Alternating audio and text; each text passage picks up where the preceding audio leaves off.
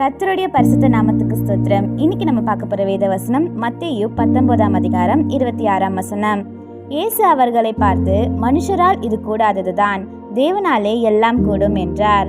With man this is impossible, but with God all things are possible. Matthew 19:26. இது நம்ம ஒரு சின்ன கதையா பார்த்துடலாமா? 7 வயது ஆரவ் எப்பவுமே சிரித்து கொண்டே இருக்கும் மகிழ்ச்சியான குழந்தையா இருந்தானா. ஒரு நாள் திடீர்னு அவன் கடும் காய்ச்சலால பலவீனமாகனானா. அவனை மருத்துவர்களிடம் கொண்டு சென்றாங்களாம். ஆனா எந்த மருத்துவமும் அவனுக்கு வேலை செய்யவில்லையா. எல்லா சோதனைகளும் முடிந்த பிறகு மருத்துவர்கள் மெதுவா சொன்னாங்களா, இது குணமாக்க மிகவும் கஷ்டமான நிலையா இருக்கு, நாங்க முயற்சி செய்யறோம்னு சொன்னாங்களாம். நாங்க பண்ணாலும் அவன் மீள்வது ரொம்பவே கடினம் சொன்னாங்களா. இந்த வார்த்தையை கேட்ட உடனே ஆரவின் அம்மா அழுதாங்களா. அப்பா அமைதியா நின்றாரா. மனதுல பயமும் வேதனையும் இருந்ததா. அந்த இரவு ஆரவின் அம்மா அவன் கையை பிடித்து மெதுவா ஜெபித்தாரா. ஏசப்பா, எங்களுக்கு இது முடியாதது போல தெரிகிறது, ஆனா உம்மால் தான் எல்லாமே சாத்தியம் அப்படின்னு சொன்னாங்களா.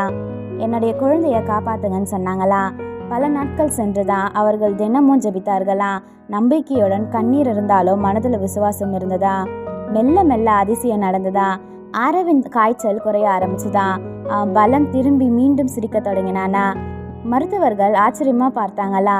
இது நம்ப முடியாத மீட்பா இருக்கு, இது ஒரு அதிசயம் தான் சொன்னாங்களா.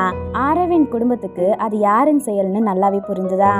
மனுஷனால் முடியாததை தேவன் செய்தார்னு அவங்க நினைச்சாங்களா. அவங்க மகிழ்ச்சியோட சொன்னாங்களா, மனுஷனால முடியாதது தேவனால எல்லாமே சாத்தியம்னு.